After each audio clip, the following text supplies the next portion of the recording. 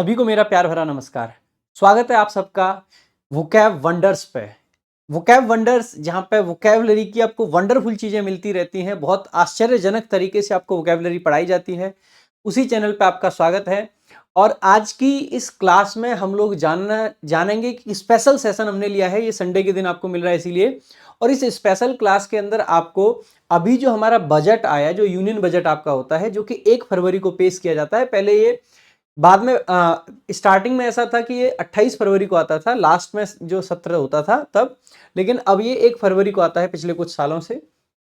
पहले तो ध्यान देंगे भाई, बजट की स्पेलिंग कभी आपकी हो सकता है एग्जाम में पूछ ली जाए। सो BUDGET इसकी स्पेलिंग होती है बजट। ठीक है। सो बजट बेसिकली आपका पेश किया जाता है। बजट होता क्या है?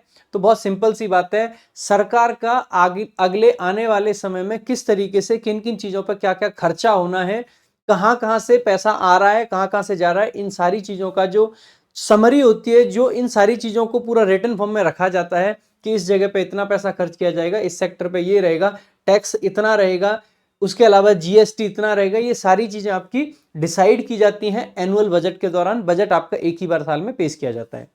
अब की बार जो आपका बजट पेश किया गया है, आप सभी जानते हैं, क्योंकि 2024 में आम चुनाव है। जिस साल आपके आम चुनाव होते हैं उस साल आपका बजट इंटरिम बजट बोला जाता है। इंटरिम यानी अंतरिम बजट। इसका मतलब यह है कि ये बजट अभी प्रोविजनल है, ये फाइनल नहीं है। क्योंकि हो सकता है सरकार बदल जाए, सरकार बदल जाएगी तो अगली सरकार अपने तरीके से काम करेगी। ठीक है। तो इसीलिए इसको फाइनल नहीं बोला जाता है। तो काफी सारी बातें होती है बजट को समझने को लेके। बजट से संबंधित बहुत सारी वोकैबुलरी, बहुत अच्छे अच्छे वर्ड्स आपको मिल सकते हैं वहां से। तो उन्हीं वोकैबुलरी की हम चर्चा आज की क्लास में करेंगे। बहुत जबरदस्त आपका सेशन रहेगा। तो एक बार सभी लोग जल्दी से सेशन को भाई शेयर कर देंगे और लाइक कर देंगे, हर बच्चा। देखो, वोकैब वंडर्स का हमेशा से टारगेट रहा है कि आप सभी लोगों के लिए बेहतर से बेहतर वोकैबुलरी का कंटेंट दें। हमने राम मंदिर का एक अच्छा इवेंट आपके सामने था, राम मंदिर से रिलेटेड वोकैबुलरी आपको पढ़ाई। हमने आपको 26 जनवरी पे जो हमारा गणतंत्र दिवस होता है उससे रिलेटेड वोकैबुलरी पढ़ाई। और हम बजट के साथ में आपके सामने हैं। थोड़े दिन में और लोग भी पढ़ाने लगेंगे, ऐसे चिंता ना करें, क्योंकि देख देख के सब सीखते ही हैं। ठीक है। तो बाकी हम शुरू से ये काम करते आ रहे हैं, तो आज भी ये काम करेंगे। तो स्टार्ट करेंगे भाई आज की क्लास। आज की क्लास का पहला ही वर्ड हमने रखा है, क्योंकि ये बजट था इंटरिम बजट। सो इंटरिम आपका क्या होता है? सबसे पहले इसका पार्ट ऑफ स्पीच अगर आपको जानना हो तो ये एक एडजेक्टिव होता है। पार्ट ऑफ स्पीच वाइज ये क्या है? आपका एडजेक्टिव है। सो अगर ये एडजेक्टिव है तो इसका मीनिंग क्या है? इंटरिम यानी कि कोई भी चीज जो फाइनल नहीं है, प्रोविजनल है। तो इंटेंडेड टू लास्ट, देखो सारी चीजें पढ़नी है। इंटेंडेड, इंटेंडेड का मतलब है इसकी जो इंटेंशन है, जो इरादा है, वो है टू लास्ट। लास्ट का मतलब टिकना। For only a short time, कम समय के लिए है, क्योंकि अब आम चुनाव बहुत पास में है, तब तक के लिए मान सकते हैं। अंटिल somebody और something more permanent is found, यानी कि जब सरकार परमानेंट हो जाएगी इस साल के लिए, तो वो परमानेंट बजट होता है आपका। ठीक है। तो ध्यान देंगे। इसके अगर सिनोनिम्स की बात करते हैं तो सिनोनिम्स प्रोविजनल हो सकता है। प्रोविजनल का भी वही मतलब है। या आपका कंडीशनल कह सकते हैं, क्योंकि ये बजट कंडीशन के साथ आया है। ये चीजें तभी होंगी जब हमारी सरकार आगे यही कंटिन्यू करेगी। ध्यान दीजिएगा, इस बजट में कई सारी चीजें होती हैं। एक तो अब की बार बहुत इंपॉर्टेंट सी बात है, किसने पेश किया? निर्मला सीतारमण, हमारे जो फाइनेंस मिनिस्टर हैं, उन्होंने। इसके अलावा अब की बार जो बजट का भाषण था वो शॉर्टेस्ट स्पीच थी अब तक के इतिहास की। जिस दिन बजट पेश किया जाता है तो हमारे फाइनेंस मिनिस्टर उसको पेश करते हैं और वो पूरा उसको रीड करते हैं। पूरा डॉक्यूमेंट होता है बजट का। ठीक है। और ये जो बजट शब्द आया है ना, ये उस थैले से आया है। जिस थैले में बजट की वो कॉपी आती है ना, उस थैले से निकला हुआ शब्द है ये बजट जो है। ठीक है। तो और आपको ये भी पता होना चाहिए कि 2020 में जो उनके द्वारा लेक्चर दिया गया था, जो भाषण दिया गया था, मतलब लेक्चर नहीं कह सकते, स्पीच जो दी गई थी, भाषण, वो इतिहास की सबसे बड़ी स्पीच थी। और ये सबसे छोटी है। वो 2 घंटे 42 मिनट चली थी, 1 घंटा भी नहीं चली ढंग से। ठीक है। तो ये आप कह सकते हैं। अगर इसके एंटोनिम्स की बात करेंगे तो परमानेंट, यानी जो चीज एंट्रिम है वो कुछ टाइम के लिए है, और जो परमानेंट है वो लास्ट तक चलेगी। कंक्लूसिव, कंक्लूसिव का मतलब जहां कंक्लूजन निकल चुका है। ये सारे के सारे शब्द अपने आप में एडजेक्टिव में, ध्यान दीजिएगा। एग्जाम्पल से समझ सकते हैं। The vice president took power in the interim period. Interim period का मतलब है, हम ये कह सकते हैं, मतलब जब तक नया प्रेसिडेंट नहीं आया था तब तक वाइस प्रेसिडेंट ने पावर संभाली। तो वो भी क्या था? टेम्परेरी कह सकते हैं। इसका सिनोनिम और क्या हो सकता है? टेम्परेरी इसका सिनोनिम हो सकता है। ध्यान देंगे। ठीक है। आगे चलें। अगला आपका वर्ड है एडवांसमेंट। देखो, बजट को पेश करते टाइम आपको अक्सर सुनने को मिलेगा कि हमने इस क्षेत्र में बहुत एडवांसमेंट की है। एडवांसमेंट को आप सिंपल कह सकते हो प्रगति। अगर प्रगति कहें तो नाउन है basically. So the process of helping something somebody to make progress, तो प्रोग्रेस जहां पे हुई है या सक्सेस जहां पे मिली है, ठीक है, वही बेसिकली क्या हो जाता है आपका एडवांसमेंट हो जाता है। अगर हम बात करें इसकी सिनोनिम्स की तो डेवलपमेंट कह सकते हैं, विकास, या इंप्रूवमेंट कह सकते हैं, किसी चीज की हालत सुधरी है। अगर बात करें एंटोनिम्स की तो आप स्टैग्नेशन कह सकते हैं। स्टैग्नेशन का मतलब है कोई चीज वहीं की वहीं है, एकदम स्टैग मतलब रुक गई है, थम गई है, तो कोई चीज थमी हुई है। और रिग्रेशन का मतलब है कोई चीज घट रही है, ठीक है। तो इस तरीके से ये दोनों इसके एंटोनिम्स हो जाएंगे। अगर एग्जाम्पल देखें सेंटेंस में तो आपको नीचे दिखाई दे रहा होगा, His dedication to continuous learning contributed significantly to his professional advancement, यानी कि जो प्रोफेशनल एडवांसमेंट है उसकी, उसमें भी उसका योगदान रहा। अगर नेक्स्ट हम बात करें मेरे भाई आगे, सो एक्सपेंडिचर, अगला आपका वर्ड है एक्सपेंडिचर। भाई एक्सपेंडिचर का मतलब क्या होता है, खर्चा। जैसे जब सरकार अपनी स्पेंडिंग्स दिखाती है, स्पेंडिंग्स कह सकते हैं, एक्सपेंडिचर कह सकते हैं, खर्चा। ध्यान दीजिएगा, इसका स्पेलिंग भी जरूर याद रखेंगे, EXPENDITURE, स्पेलिंग के क्वेश्चन आपके बन सकते हैं यहाँ से। एक्सपेंडिचर आपका बेसिकली क्या होता है, नाउन होता है, ठीक है। अगर हम इसके मीनिंग की बात करें, the act of spending using money, मतलब स्पेंडिंग और यूजिंग मनी, यानी बेसिकली पैसा खर्च करने की जो एक्ट है उसी को एक्सपेंडिचर कहा जाता है। सिनोनिम्स की अगर बात करेंगे मेरे भाई, स्पेंडिंग मतलब स्पेंडिंग्स कह सकते हैं आप, आउटलेज कह सकते हैं, डिसबर्समेंट्स कह सकते हैं। कहते हैं ना यहां इस क्षेत्र के लिए इतना पैसा डिसबर्स किया गया, वहीं से डिसबर्स वर्ब से आपका नाउन बन जाता है डिसबर्समेंट, ठीक है। इतना पैसा स्पेंड किया गया, वहीं से स्पेंडिंग्स आ जाता है, आउटले हो जाता है। एंटोनिम देखें तो सेविंग यानी बचत, इनकम यानी जो पैसा आया है, रेवेन्यू बेसिकली जो पैसा आया है। तो ये आपके सारे के सारे एंटोनिम्स आ जाएंगे इसके, ठीक है।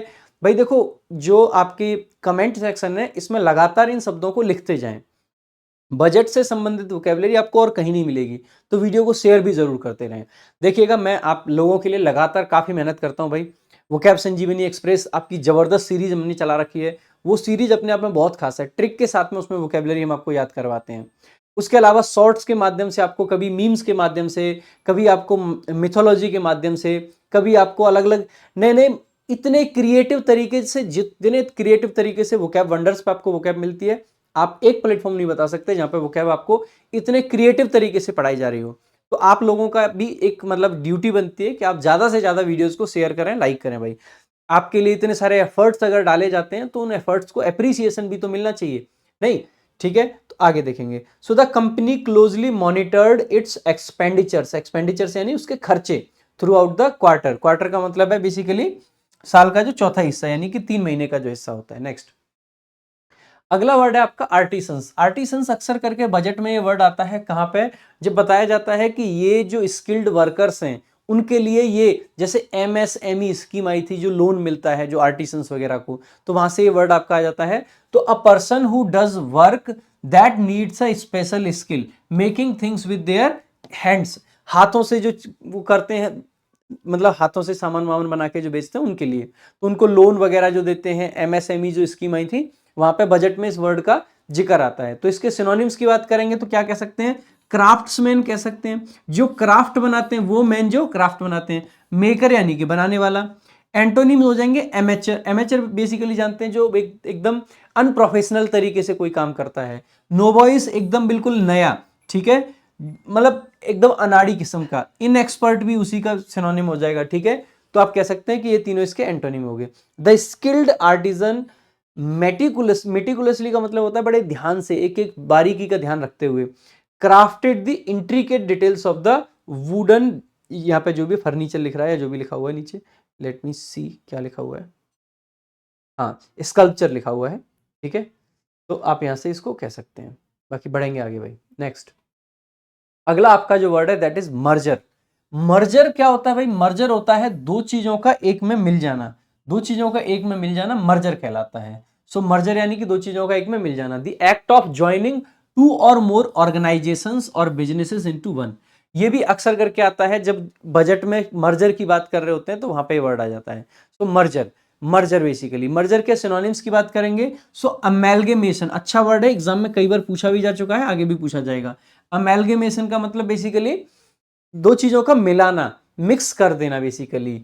और कंसोलिडेशन का भी आप कह सकते हैं मर्जर, दो चीजें मिली कंसोलिडेट हो गया, ठीक है, तो वो कह सकते हैं। अगर बात करें एंटोनिम्स की, सो डिवीजन, डिवीजन का मतलब है दो चीजें हमने अलग कर दी। सेपरेशन, दो चीजों को अलग करना, सेपरेट वर्ब होती है वहां से सेपरेशन बना, डिवाइड वर्ब होती है वहां से डिवीजन बना, डिसोल्यूशन, मतलब डिसॉल्व आपकी वर्ब होती है वहां से डिसोल्यूशन बना, ठीक है। ऐसे ही अमेलगेमेट आपकी वर्ब रहती है, कंसोलिडेट आपकी वर्ब रहती है, वहां से ये वर्ड्स बने हैं। तो इन सारे वर्ड्स को ध्यान रखेंगे, खास करके अमेलगेमेशन अच्छा वर्ड है। देखिएगा, ध्यान दीजिएगा, हमारी जो क्लासेस का जो कंटेंट है, आप विशेष करके ध्यान देना, हम ना जबरदस्ती का कंटेंट नहीं पढ़ाते हैं, किसी भी चीज पर कुछ भी दे दिया, कहीं भी कुछ भी साइन एंटो दे दिया, नहीं। सिनोनिम्स एंटोनिम्स हम वो पढ़ाएंगे आपको जो आपके एग्जाम में आते हैं। हम जो ऐसे तो बजट में सैकड़ों वर्ड निकाल लो, लेकिन हम आपको वही वर्ड्स देंगे जो आपके एग्जाम पर्सपेक्टिव से आपके लिए जरूरी हैं, ठीक है। सो एग्जाम ओरिएंटेड तरीके से हम चीज आपको पढ़ाते हैं, इसीलिए वोकैब वंडर्स आपके लिए वोकैबुलरी की संपूर्ण समस्याओं का समाधान आपके लिए वोकैब वंडर्स ही हो सकता है, और कोई प्लेटफॉर्म हो ही नहीं सकता। अभी तो धीरे धीरे शुरुआत करिए। अच्छा, एक और चीज, आज हमारा जो वोकैब संजीवनी सीरीज हमारी चल रही है, उसका वीकली टेस्ट सेकंड अपलोड हो गया है आरजी विक्रमजीत ऐप पे। आप सभी लोग जाओ और उस टेस्ट को भी अटेम्प्ट करो। जबरदस्त तरीके से संजीवनी सीरीज की सारी चीजें आपको आपके ऐप पे भी टेस्ट के फॉर्म में, क्विज के फॉर्म में, आप एक जगह छोड़ ही नहीं सकते, बता ही नहीं सकते कि सर यहां पे कमी रह गई। क्विज करा रहे हैं, टेस्ट करा रहे हैं, लगातार ट्रिक बता रहे हैं, किताब अच्छी बना रखी है, हर चीज तो दे रहे हैं, वीडियोस। क्या नहीं मिल रहा आपको वोकैबुलरी में? वोकैबुलरी का कंप्लीट समाधान सिर्फ और सिर्फ वोकैब वंडर्स पे मिलेगा। ज्यादा से ज्यादा इस परिवार को बड़ा करने में सहयोग करें भाई। आप सभी लोग याद रखेंगे कि आपने शुरुआत से इस परिवार के साथ में जुड़े रहे, ठीक है। और आप क्या याद रखेंगे, मैं हमेशा याद रखूंगा कि आप लोगों ने कितना हमेशा सपोर्ट करा है, ठीक है। आगे देखेंगे, the successful merger of the two technology companies resulted in increased market share. जैसे अभी रिसेंटली आपने देखा होगा, वोडाफोन और आइडिया का मर्जर हुआ, वीआई बना वहां से, तो मर्जर वही होता है। नेक्स्ट देखेंगे, अगला आपका वर्ड है स्टैग्नेशन। अगला आपका वर्ड क्या है? स्टैग्नेशन। अभी आया भी था थोड़ी देर पहले। स्टैग्नेशन का मतलब है जहां पे प्रगति रुक गई हो। स्टैग्नेशन यानी देखो, स्टैग्नेशन यानी कि कोई प्रगति आप नहीं कर पा रहे हो, आप आगे नहीं बढ़ पा रहे हो, आप एक जगह पे स्टैग्नेंट हो चुके हो, आप रुक चुके हो, थम गए हो। तो the fact of no longer developing, development नहीं हो रहा है, और मेकिंग प्रोग्रेस, तो वो फैक्ट यानी कि वो स्थिति जहां पे आप नहीं डेवलप कर पा रहे हो, ठीक है, आपकी प्रोग्रेस रुक चुकी है, उसी को स्टैग्नेशन बोलते हैं। अगर हम बात करें इसके सिनोनिम्स की, सो स्टैंड स्टिल एक अच्छा सिनोनिम है इसका, इनएक्टिविटी एक अच्छा सिनोनिम है, स्टेसिस कह सकते हैं, लथार्जी कह सकते हैं, लथार्जी यानी कि लैक ऑफ एनर्जी, लथार्जी बोल देते हैं उसको, ठीक है। The economic stagnation in the region become evident as job opportunities dwindled. Dwindle का मतलब होता है कम होना। देखिएगा, मैं अगर आप वर्ड्स काउंट करोगे ना, तो एक क्लास में हमारे 70 80 90 वर्ड्स हो जाते हैं। बहुत सारे वर्ड्स पढ़ाता हूँ एक क्लास में मैं। लेकिन वो अलग बात है कि यहाँ हेड वर्ड काउंट करोगे तो आप पाओगे कभी ये पांचवा ही हुआ, वो नहीं करना है आपको, पांचवा छठा नहीं। आप ये देखिए ना, एक वर्ड ये रहा, एक वर्ड ये रहा, एक वर्ड ये रहा, एक वर्ड ये रहा, एक ये रहा, एक ये रहा, एक ये रहा, एक ये रहा। इसके अलावा आप देखोगे यहाँ पे ये ड्विंडल वर्ड का भी मैंने आपको मीनिंग बताया। बहुत सारी चीजें आपको दिखेंगी, ठीक है। इसके अलावा आपको यहाँ मीनिंग में भी बहुत सारी चीजें मिल जाती हैं। तो हमेशा ज्यादा से ज्यादा वर्ड्स इसी तरीके से पढ़ें। सो प्रोग्रेस इसका एंटोनिम हो जाएगा, ग्रोथ एंटोनिम हो जाएगा, डेवलपमेंट इसका एंटोनिम हो जाएगा, सारे एंटोनिम है। नेक्स्ट, अगला आपका वर्ड है बिजनेस पर्सन। बिजनेस पर्सन एक ऐसा व्यक्ति जो खुद का बिजनेस करता है, कोई काम कर रहा है, उसने कुछ अपना उद्यम खोल रखा है, उद्यमी जिसको बोल देते हैं, उद्यमी नहीं, उद्यमी, ठीक है। A person who works in business specially eight a high level, जो हाई लेवल के लोग हैं वो बिजनेस पर्सन कहलाते हैं। तो बिजनेस पर्सन कह सकते हैं, बिजनेसमैन बोल देते हैं इनको। सो एंटरप्रेन्योर बोल देते हैं इनको, एग्जीक्यूटिव बोल देते हैं इनको, इंडस्ट्रियलिस्ट बोल देते हैं इनको। तो इनके लिए कई सारे वर्ड्स हो सकते हैं। हालांकि ये एग्जाम में ये वाला वर्ड आ सकता है आपका, एग्जीक्यूटिव भी आ सकता है आपका, इंडस्ट्रियलिस्ट भी आ जाता है, बिजनेस पर्सन करके आपका वर्ड नहीं आएगा, ठीक है। इंप्लॉय हो गया, वर्कर हो गया, स्टाफ हो गया, ये सारे इसके एंटोनिम हो गए। क्यों एंटोनिम है? ये जनरली हायर पोस्ट को दिखा रहा है, इंप्लॉय, वर्कर, स्टाफ ये जनरली लोअर पोस्ट को दिखा रहे होते हैं, ठीक है। आगे देखेंगे, इनरोलमेंट। इनरोलमेंट का मतलब है किसी कोर्स के लिए या किसी चीज के लिए अगर आपने कहीं पे इनरोल किया है, कहीं पे अगर आपने अपना बेसिकली एडमिशन लिया है, वही इनरोलमेंट कहलाता है आपका। इनरोल वर्ब होती है, इनरोलमेंट आपका नाउन होता है। The act of officially joining a course, school, etc, वही इनरोलमेंट होता है। सो रजिस्ट्रेशन हो गया, एडमिशन हो गया, साइन अप हो गया, ये सब इसके सिनोनिम।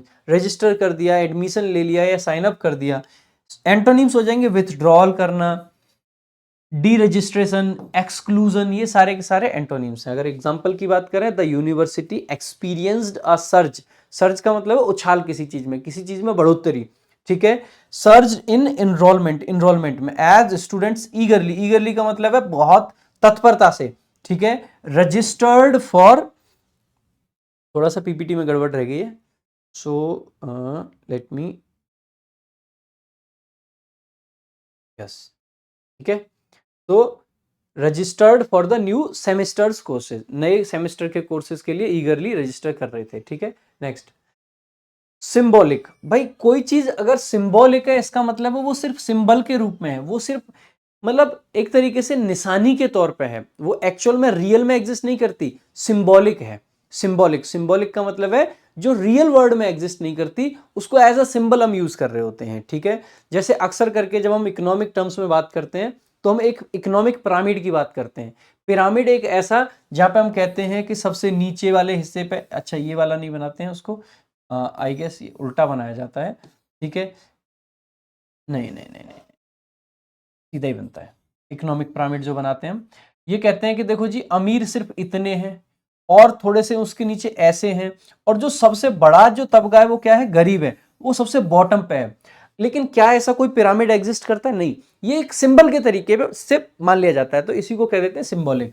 तो सिंबॉलिक का मतलब है जो चीज रियल ना हो, कंटेनिंग सिंबल्स और being used as a symbol, जिसको सिंबल के तरीके से यूज किया जाता है। कंटेन करना का मतलब होता है किसी चीज में अगर कोई चीज है तो वो कंटेन करती है। सो अगर सिनोनिम्स की बात करेंगे हम, तो हम कह सकते हैं एम्बेलमेटिक कह सकते हैं, उसके अलावा फिगरेटिव कह सकते हैं, ये अच्छा वर्ड है, ध्यान दीजिएगा। अभी रिसेंटली आपका एग्जाम हुआ था, सीजीएल 22 का जो पेपर था ना प्री में, उसमें क्लोज टेस्ट में इस तरीके के क्वेश्चंस आए थे, ठीक है। फिगरेटिव, ठीक है, एलेगोरिकल बोल सकते हैं, उसके अलावा आइकॉनिक बोल सकते हैं, ठीक है। उसके अलावा एंटोनिम हो जाएंगे लिटरल, लिटरल का मतलब है जो रियल है, रियलिस्टिक कह सकते हैं, एक्चुअल कह सकते हैं, तो ये आपके एंटोनिम्स की कैटेगरी में। नेक्स्ट, रेशनलाइजेशन, रेशनलाइजेशन, देखो रेशनलाइजेशन का मीनिंग क्या होता है, द एक्ट ऑफ फाइंडिंग और trying to find a logical reason. अब देखो रेस, यहां पे आपको दिख रहा है ना रेशनल, रेशनल होने का मतलब ये होता है कि आप रीजनेबल हो, आपके पास में रीजन है। सो रेशनल का मतलब क्या होता है, रीजनेबल, रेशनल का मतलब क्या होता है, रीजनेबल। तो रेशनलाइजेशन का मतलब क्या हो जाएगा, किसी भी चीज का रीजन ढूंढना, द एक्ट ऑफ फाइंडिंग और trying to find a logical reason to explain, क्या एक्सप्लेन करना है, why somebody things behaves etc. आप क्या सोचते हो, क्यों सोचते हो, उसका रीजन देना, बेसिकली वही रेशनलाइजेशन हो जाता है। सिनोनिम्स की बात करेंगे तो आप कह सकते हैं उसका जस्टिफिकेशन दे रहे हैं, उसका एक्सप्लेनेशन दे रहे हैं, एक्सप्लेन कर रहे हैं उस चीज को, या उसकी रीजनिंग दे रहे हैं। एंटोनिम्स देखोगे, सो इरेशनैलिटी कह सकते हैं, जो रेशनल नहीं है वहां पे इरेशनैलिटी आ जाएगी। इनकोहेरेंस कह सकते हैं, देखो कोहेरेंस का मतलब है जब चीजें एक तरीके से लॉजिकल हैं, कोहेरेंट हैं। जैसे आपने अक्सर करके डायरेक्शन पढ़ी होगी, जब पीक्यूआरएस के क्वेश्चन आते हैं तो वो कहते हैं कि arrange the following sentences in a particular order to form a coherent passage या पैराग्राफ। कोहेरेंट, कोहेरेंट यानी कि मीनिंगफुल बेसिकली, और इनकोहेरेंस का मतलब हो जाएगा जहां पे मीनिंग नहीं है। सो बेसिकली वहीं से आपका वर्ड बना है। कॉम्प्लिकेशन का मतलब क्या होता है, कॉम्प्लिकेट जो चीजें होती हैं, यानी कि बेसिकली अगर जस्टिफिकेशन है तो चीजें ठीक है, अगर कॉम्प्लिकेशन है इसका मतलब है वहां पे चीजों में क्लैरिटी नहीं है। So the management provided a rationalization for the restructuring, ठीक है। नेक्स्ट देखेंगे, अगला आपका वर्ड है अमेंडमेंट। अमेंडमेंट बहुत सिंपल है, आपने बार बार सुना होगा, कॉन्स्टिट्यूशन अमेंडमेंट एक्ट। अमेंडमेंट यानी किसी चीज में बदलाव करना, बदलाव करके सुधार करना, ठीक है। The process of changing a document और प्रपोज्ड न्यू लॉ, लॉ या डॉक्यूमेंट को चेंज करने की प्रोसेस को ही अमेंडमेंट कहा जाता है। इसका मीनिंग हो सकता है मॉडिफिकेशन, रिफॉर्म करना, और अल्टर करना, ऑल्टर करना, तो यानी बेसिकली अल्टरेशन। उसके अलावा अगर एंटोनिम्स देखेंगे तो प्रिजर्वेशन हो सकता है, यानी कि चीजों में बदलाव नहीं कर रहे हैं। रिजिडिटी, रिजिड होने का मतलब है इतना ज्यादा मतलब टफ है कि उसको बदला नहीं जा सकता, चेंजेस नहीं किए जा सकते, तो वहां पर रिजिडिटी आ जाती है, ठीक है। So the legislative assembly proposed an amendment to the tax code. Next देखेंगे, अगला आपका वर्ड है इंडिपेंडेंट।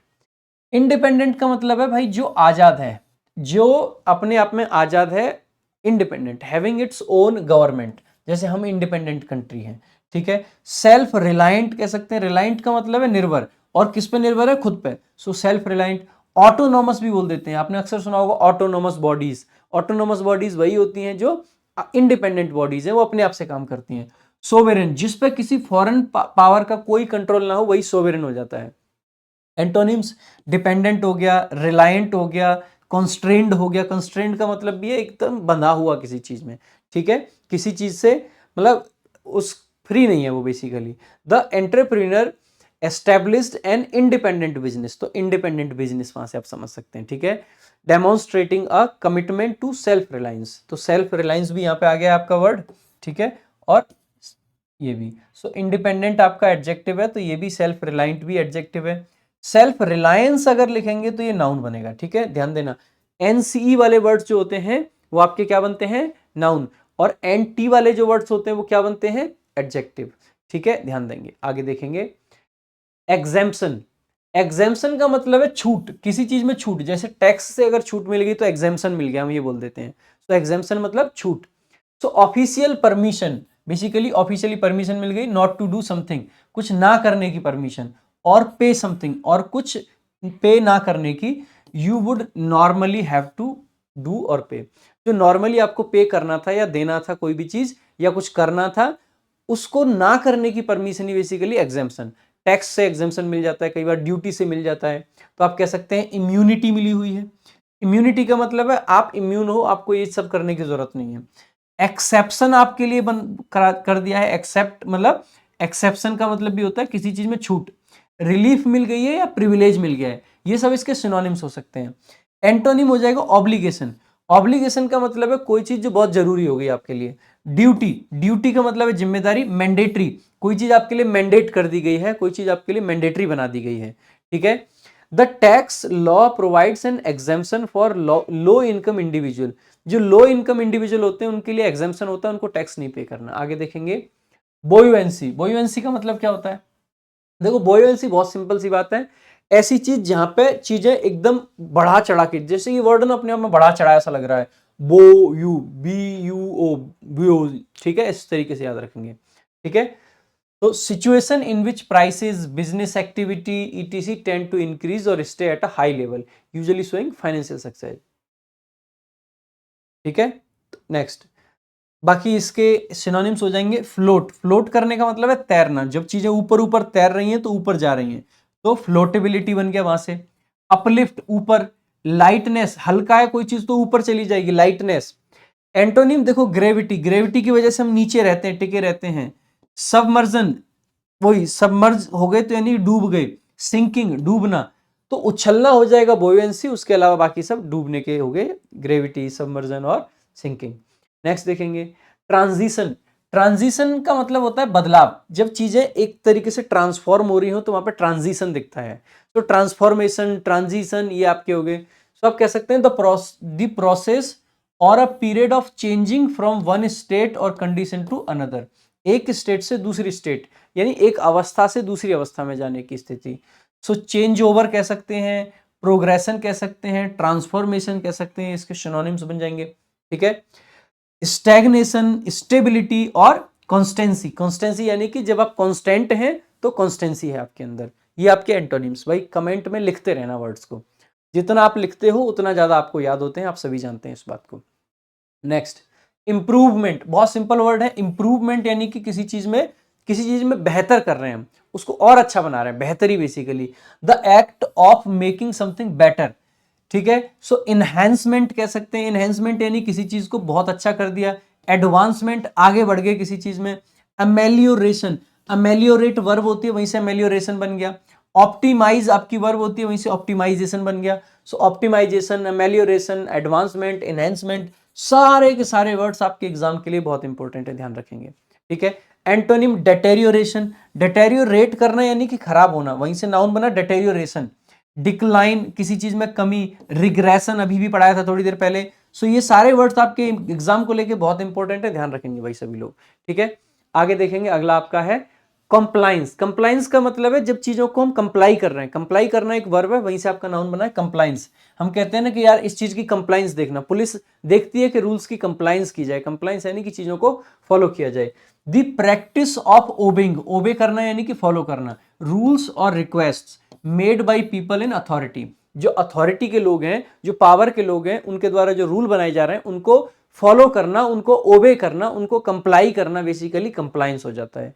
ठीक है, सो एधेरेंस, अधेयर एक वर्ब होती है, वहीं से एधेरेंस आपका नाउन बनता है। कन्फर्मिटी, कन्फर्म एक वर्ब होती है, वहीं से कन्फर्मिटी बनता है। ओबे वर्ब है, वहीं से ओबीडियंस बन जाता है। ठीक है, एंटोनिम हो जाएंगे वॉयलेशन, जब भी हम किसी रूल को नहीं मानते तो हम उसको वॉयलेट कर रहे होते हैं, वॉयलेशन। डिफाइंस, बेसिकली हम मान नहीं रहे चीजों को। रिबेलियन, हम सरकार के अगेंस्ट खड़े हो गए तो रिबेलियन कर दिया हमने। ठीक है, तो यहां से आप इन सारे शब्दों को याद रख सकते हैं। So the companies strict compliance with industry regulations insured a smooth audit. Next, distribution, distribute करते हैं हम चीजों को, बांटना, डिस्ट्रीब्यूट करना, बांटना, वहीं से आपका नाउन बनता है डिस्ट्रीब्यूशन। ठीक है, the way that something is spread, spread का मतलब फैलाई जा रही है चीजें, द वे यानी कि वो तरीका, दैट जिससे, समथिंग यानी कोई चीज, इज स्प्रेड जिसको फैलाया जा रहा है, और एग्जिस्ट या फिर एग्जिस्ट करती है ओवर अ पर्टिकुलर एरिया, मतलब पूरे एरिया में फैल रही है, और among a particular group of people, या फिर लोगों के बीच में। अगर इसके सिनोनिम्स बात करें सो डेसिमिनेशन बोल सकते हैं, डेसिमिनेट एक वर्ब होती है और वहीं से आपका नाउन बनता है डेसिमिनेशन। सर्कुलेशन, सर्कुलेट करना वर्ब है, सर्कुलेशन नाउन वहीं से बना। अपोर पे अपोर्शनमेंट कह सकते हैं इसको, अपोर्शनमेंट। सो अपोर्शनमेंट का मतलब भी बेसिकली क्या होता है, किसी चीज का फैलाना, बेसिकली डिस्ट्रीब्यूट करना। कंसंट्रेशन का मतलब है चीजों का एक जगह इकट्ठा होना, इकट्ठे हो रहे हैं तो कंसंट्रेट कर रहे हैं, जैसे हम जब कंसंट्रेट करते हैं तो अपने थॉट्स को एक ही जगह पे इकट्ठा कर लेते हैं, लगा देते हैं।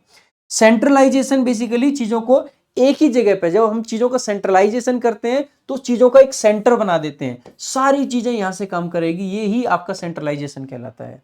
ठीक है, एक्यूमुलेशन, बेसिकली चीजों का इकट्ठा करना, एक्यूमुलेट करना। ठीक है, और रिटेंशन, चीजों को रखना अपने पास में, जाने नहीं देना। ठीक है, आगे देखेंगे। लॉजिस्टिक्स, लॉजिस्टिक्स के बारे में आपने सुना होगा अक्सर करके, जो आने जाने का जो सामान होता है ना, बेसिकली इधर उधर ले जाने जाने में जो होता है, ठीक है, वही आपका लॉजिस्टिक्स कहलाता है। So the practical organisation that is needed to make a complicated plan successful when a lot of people and equipment are involved. So वही लॉजिस्टिक्स बोल सकते हैं। ठीक है, लॉजिस्टिक्स, तो लॉजिस्टिक्स यानी डिस्ट्रीब्यूशन, ऑर्गेनाइजेशन, मैनेजमेंट, जैसे जब सामान वामान इधर उधर भेज रहे हैं तो हम क्या कर रहे हैं, डिस्ट्रीब्यूट कर रहे हैं उसको, चीज, उन चीजों को जो ऑर्गेनाइज करते हैं वही लॉजिस्टिक्स है। ठीक है, सो मैनेजमेंट कह सकते हैं। मिसमैनेजमेंट, डिसऑर्डर, क्योस, ये सब आपके एंटोनिम हो जाएंगे।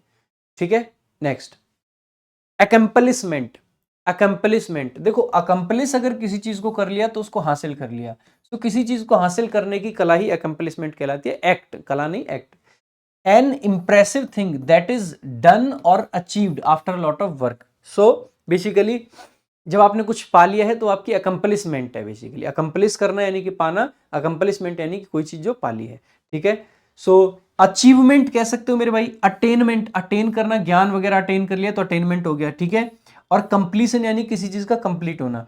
फेल्योर और डिफीट इसके एंटोनिम हो जाएंगे। ठीक है, नेक्स्ट, इन्फ्लेशन, इन्फ्लेशन आप सभी जानते हैं, महंगाई, महंगाई में क्या होता है, प्राइसेस बढ़ रहे होते हैं। ठीक है, सो inflation, a fall in the value of money, money की वैल्यू घटी है और इसीलिए चीजें आपकी क्या हो गई, महंगी हो गई। A general increase in prices, महंगाई बढ़ गई। ठीक है, सो प्राइस इंक्रीज कह सकते हैं, कॉस्ट एस्केलेशन बोल सकते हैं, एस्केलेशन यानी कि चीजों का बढ़ना।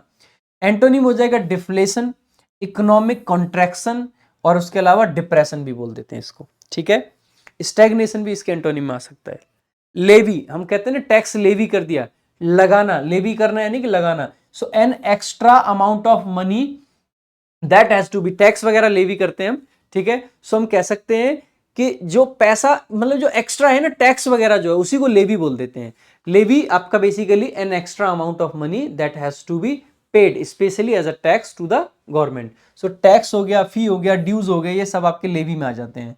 ठीक है, सो स्पॉन्सरशिप, ग्रांट, असिस्टेंस, सपोर्ट, ये सब मिलने वाली चीजें हैं। देखो ये सब जा रहा है, लेवी भी जाती है, टैक्स भी जाता है, फी भी जाती है, ड्यू भी जाते हैं, मिलता है स्पॉन्सरशिप, ग्रांट मिलता है, असिस्टेंस यानी मदद मिलती है और सपोर्ट मिलता है।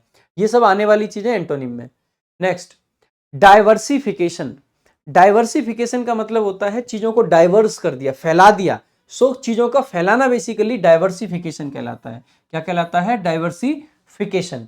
तो diversification the act of developing a wider range, wider यानी कि फैली हुई range of products, interest, skills etc in order to be more successful और रिड्यूस रिस्क।